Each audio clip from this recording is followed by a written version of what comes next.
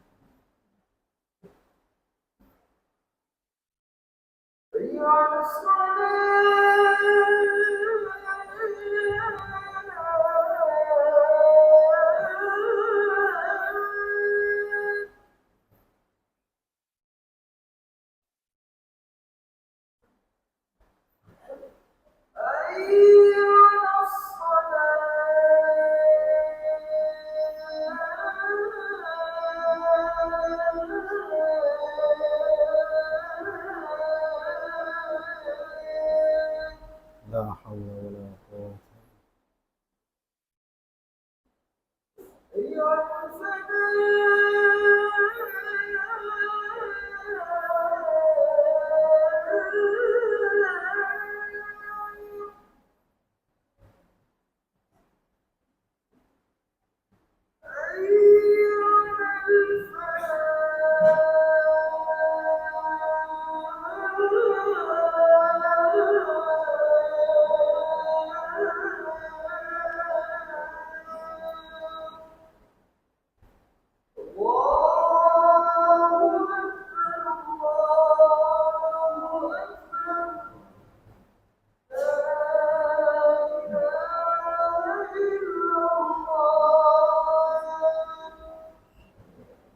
الله رب الصلاة.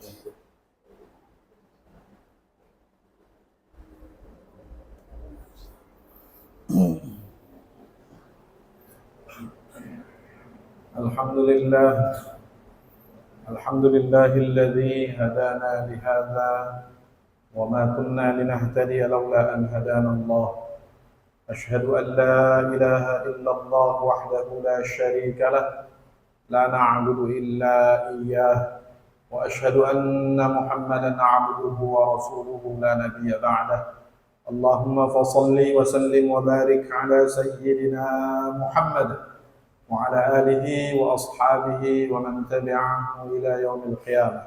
أما بعد، فيا عباد الله، أوصيكم ونفسي بتقوى الله وطاعته لعلكم تفلحون. وقد قال الله تعالى في كتابه الكريم: أعوذ بالله من الشيطان الرجيم، بسم الله الرحمن الرحيم، يا أيها الذين آمنوا اتقوا الله حق تقاته ولا تموتن إلا وأنتم مسلمون. Sadaqallahul Azim.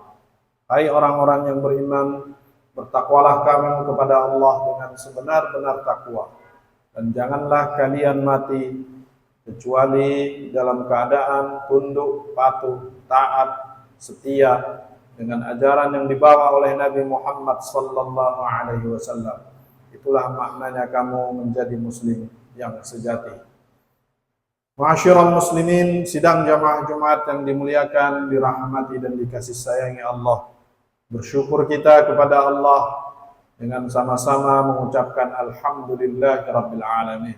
Bersolawat kita kepada Nabi kita Muhammad sallallahu alaihi wasallam. Dengan sama-sama kita mengucapkan Allahumma salli wa sallim wa barik ala sayyidina Muhammadin wa ala ali sayyidina Muhammad. Selaku khatib saya berwasiat kepada diri saya dan kepada kita semuanya, marilah kita meningkatkan keimanan dan ketakwaan kita. Sisa-sisa kehidupan yang masih Allah berikan kepada kita sebenarnya adalah kesempatan yang masih terbuka lebar bagi kita untuk mengumpulkan sebanyak-banyaknya bekal. Karena tempat kita bukan di sini. Dunia bukan tempat tinggal, tapi dunia tempat kita meninggal. Karena itu untuk sebuah perjalanan yang panjang, tidak ada satu perjalanan yang tidak memerlukan bekal. Apalagi perjalanan kehidupan kita sungguh memerlukan bekal. Dan Allah berpesan, wa tazawwadu fa inna khairaz zadit taqwa. Berbekallah. Hidup ini adalah kesempatan untuk mengumpulkan bekal, dan tidak ada bekal yang paling baik selain takwa. Masyiral muslimin, hari ini kita sudah memasuki bulan Zulhijjah tahun 1444 Hijriah. Sekitar 6 hari lagi, 5 atau 6 hari ke depan, kita akan melaksanakan dan merayakan Idul Adha. Idul Adha atau Idul Kurban, ada 2 ibadah yang dilakukan pada hari raya Idul Adha. Yang pertama tentunya adalah ibadah haji. Kita tahu saat ini saudara-saudara kita dari seluruh penjuru dunia sudah berkumpul di tanah suci Makkah dalam rangka melaksanakan ibadah haji. Kita doakan semoga seluruh ibadah haji diberikan kemudahan, kesehatan, dan menjadi haji yang mabrur. Amin ya rabbal alamin. Yang kedua, ibadah kurban. Ibadah kurban ini sebenarnya adalah ibadah yang sudah cukup tua. Bahkan usianya sama dengan usia manusia. Sejak Nabi Adam sudah dikenal ibadah kurban. Dalam surah Al-Maidah Allah berfirman, "Watlu 'alaihim naba'a bani Adam bil haqq idz qarraba qurbanan fatuqbila min ahadihima wa lam yutaqabbal minal akhar." Ayat ini menceritakan kurban pada zaman Nabi Adam. Jadi ada 2 anak Nabi Adam, Habil dan Qabil. Yang satunya diterima korbannya karena dia memberikan kurban yang terbaik dan karena ikhlas lillahi ta'ala. Tapi yang satunya ditolak karena memang dia tidak melaksanakannya karena panggilan, tapi karena keterpaksaan. Dan dia mengorbankan sisa-sisa yang jelek dari hasil pertanian yang dia miliki. Jadi kurban ini sebenarnya ibadah yang tertua. Ibadah kurban dan ibadah haji kedua-duanya terkait erat dengan perjalanan kehidupan Nabi Ibrahim alaihissalam. Akan susah kita memahami hakikat ibadah haji dan kurban kalau kita melepaskannya dari sejarah Nabi Ibrahim. Paling tidak dalam khutbah yang singkat ini kita akan memunculkan 3 value, nilai dari kehidupan Nabi Ibrahim. Yang pertama, Nabi Ibrahim meletakkan dasar-dasar ketauhidan. Bahkan Nabi Ibrahim digelari dengan istilah peletak pondasi ajaran tauhid dan diberi panggilan Abul Anbiya, bapaknya para nabi. Melalui sejarah Nabi Ibrahim kita baca di dalam surah Al-An'am, begitu juga di dalam surah Al-Anbiya, bagaimana Nabi Ibrahim mengajak kaumnya, umatnya untuk bertauhid kepada Allah Subhanahu wa taala. Kita pasti sudah hafal cerita bagaimana Nabi Ibrahim menghancurkan berhala-berhala seperti diceritakan di dalam surah Al-Anbiya. Kemudian Nabi Ibrahim menyisakan satu. Dan kemudian begitu kaumnya melihat berhala-berhala dan Tuhan-Tuhan mereka itu hancur berantakan, Nabi Ibrahim menyuruh mereka bertanya kepada berhala yang tinggal satu, yang besar itu. Ketika mereka tidak bisa menjawab, maka disitulah Nabi Ibrahim kemudian menyatakan, mengapa kalian jadikan Tuhan yang tidak bisa memberikan manfaat dan mudarat?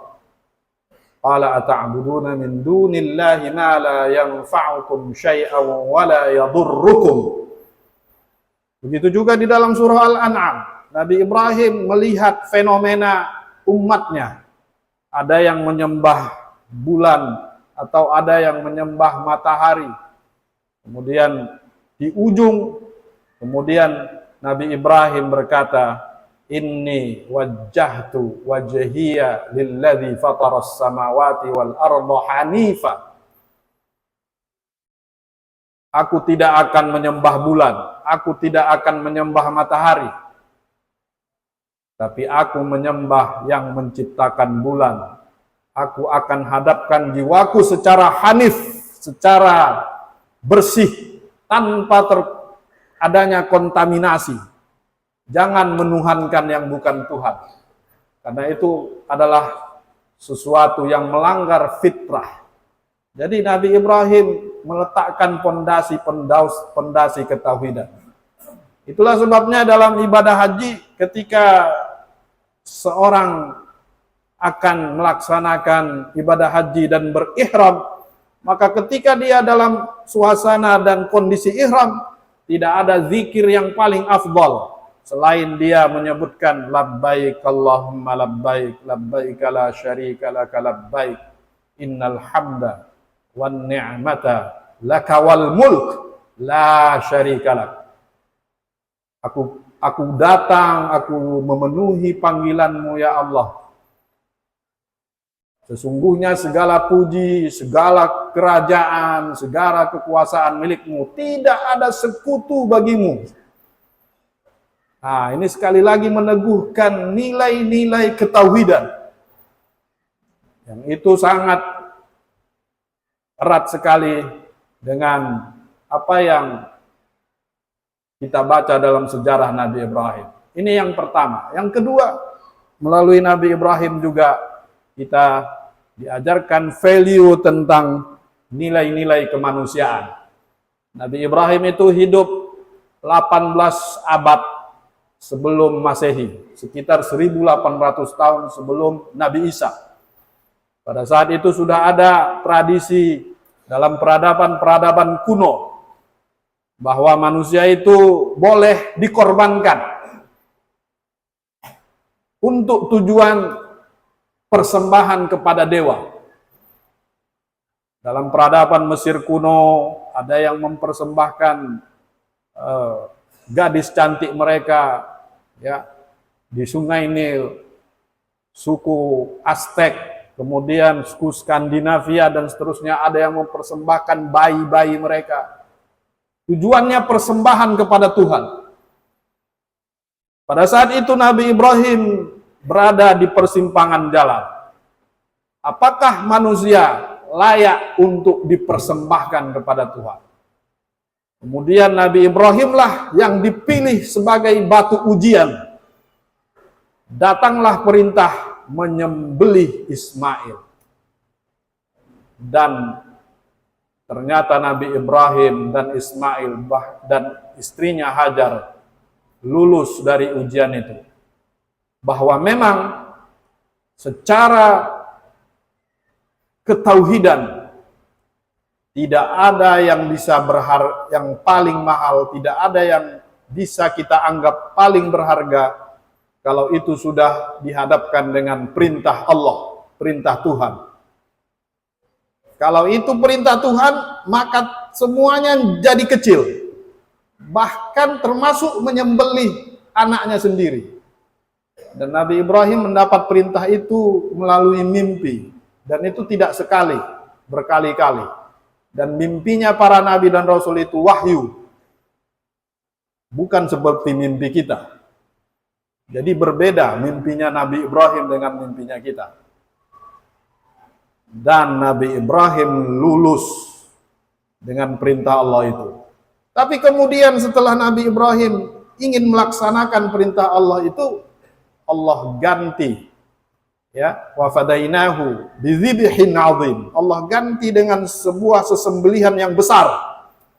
Ada yang menyebutnya domba, ada yang menyebutnya kambing, ya. Tapi sebuah sembelihan yang besar.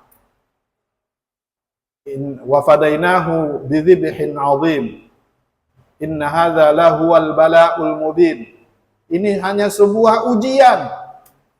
Melalui ujian Nabi Ibrahim ini, maka tidak boleh ada lagi tradisi-tradisi yang menjadikan manusia menjadi kurban. Bukan karena manusia itu tidak bisa atau ketika dihadapkan dengan perintah Allah, maka sebenarnya tidak ada yang besar, tidak ada yang berharga. Tapi ini justru karena kasih sayangnya Allah kepada umat manusia itu sendiri. Allah yang menjaga harkat dan martabat manusia. Allah yang memelihara nyawa manusia. Sehingga tidak boleh ada lagi pengorbanan apapun yang mengorbankan manusia. Karena Allah sendiri menghargai manusia. Allah batalkan tradisi-tradisi yang mengorbankan manusia. Karena itu tidak boleh lagi mengorbankan manusia.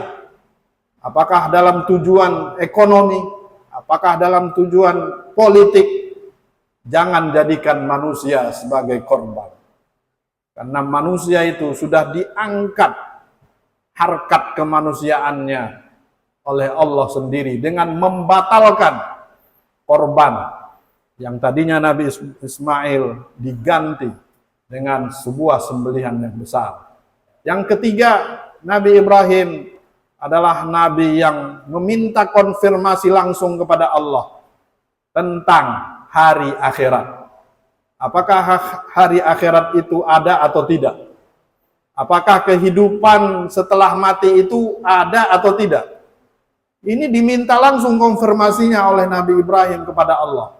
Di dalam surah Al-Baqarah diceritakan, wa idz qala Ibrahim rabbi arini kaifa tuhyil mauta qala awalam tu'min qala bala walakin liyatma'inna qalbi qala fakhudh arba'atan min at-tayri fasurhunna ilayka thumma ij'al 'ala kulli jabalin minhunna juz'a thumma da'uhunna ya'tinaka sa'ya wa'lam anna Allaha 'azizun hakim.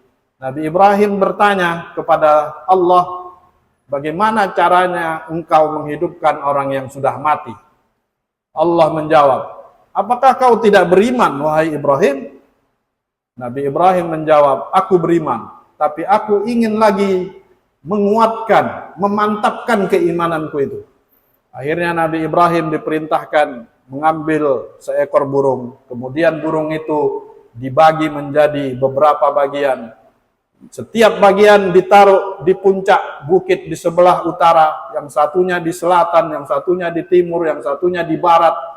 Setelah dipotong-potong, kemudian setelah itu Allah panggil, summa da'uhunna ya'tinaka sa'ya. Allah panggil dengan satu panggilan.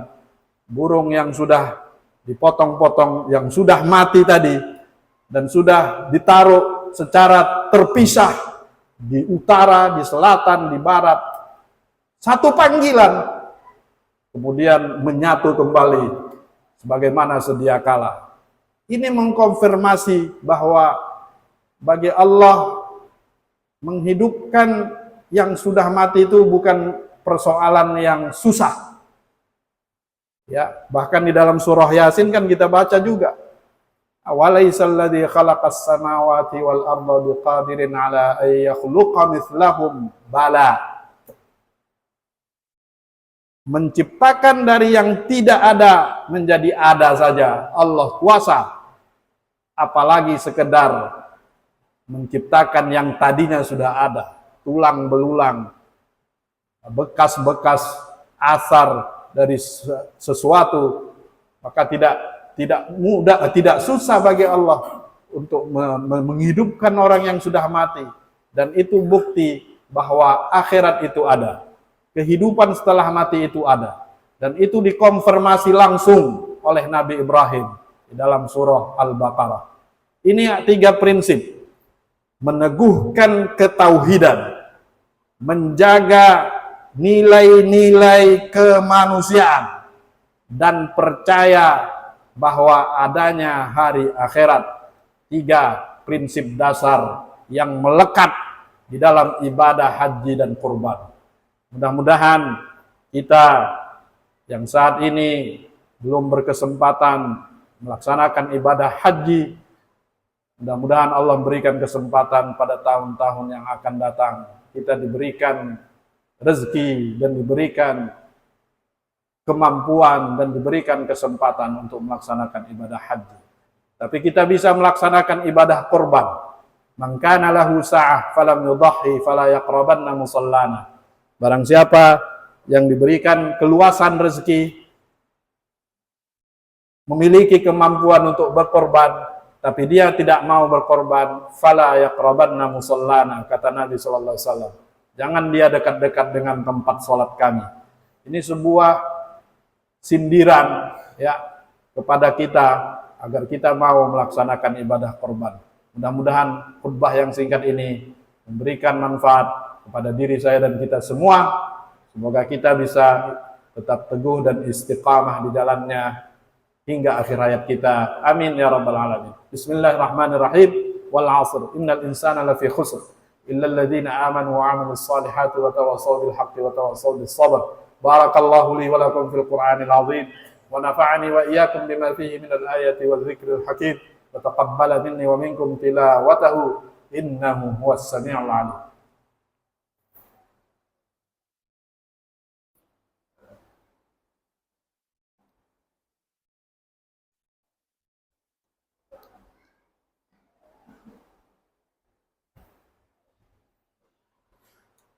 Alhamdulillahilladzi ja'ala fis samaa'i burujan wa ja'ala fiha sirajan wa qamaran munira. Asyhadu an la ilaha illallah wahdahu la syarika lah wa asyhadu anna Muhammadan 'abduhu wa rasuluhu da'iyan ila Allah bi idnihi wa sirajan munira. Allahumma fashalli wa sallim wa barik ala sayyidina Muhammad wa ala alihi wa ashabihi wa man tabi'ahu ila yaumil qiyamah. Amma ba'd, fa ya ibadallah, أوصيكم ونفسي بتقوى الله وطاعته لعلكم تفلحون. وقد قال الله تعالى في كتابه الكريم: أعوذ بالله من الشيطان الرجيم إن الله وملائكته يصلون على النبي يا أيها الذين آمنوا صلوا عليه وسلموا تسليما. اللهم صل على محمد وعلى آل محمد كما صليت على إبراهيم وعلى آل إبراهيم وبارك على محمد وعلى آل محمد كما باركت على إبراهيم وعلى آل إبراهيم في العالمين إنك حميد مجيد. وارض الله عن الخلفاء الراشدين أبي بكر وعمر وعثمان وعلي وعن بقية الصحابة والتابعين وتابع التابعين ومن تبعهم بإحسان إلى يوم الدين وعلينا معهم برحمتك يا أرحم الراحمين. اللهم اغفر للمسلمين والمسلمات والمؤمنين والمؤمنات الأحياء منهم والأموات إنك سميع قريب مجيب الدعوة. آمين يا الله يا قاضي الحاجات. اللهم أعز الإسلام والمسلمين، اللهم أعز الإسلام والمسلمين، اللهم أصلح أحوالنا وأحوال المسلمين، اللهم اشفنا واشف مرضانا ومرضى المسلمين، اللهم أصلح شباب المسلمين يا رب يا مولانا يا رب العالمين. اللهم اجعل حجهم حجا مبرورا، وسعيهم سعيا مشكورا، وذنبهم ذنبا مغفورا، وعملهم عملا صالحا مقبولا، وتجارتهم تجارة لن تبور. ربنا هب لنا من أزواجنا وذرياتنا قرة أعين واجعلنا للمتقين إماما. ربنا آتنا في الدنيا حسنة وفي الآخرة حسنة وقنا عذاب النار. عباد الله، إن الله يأمر بالعدل والإحسان وإيتاء ذي القربى وينهى عن الفحشاء والمنكر والبغي يعظكم لعلكم تذكرون. فاذكروا الله العظيم يذكركم واسألوه من فضله يعطكم ولذكر الله أكبر.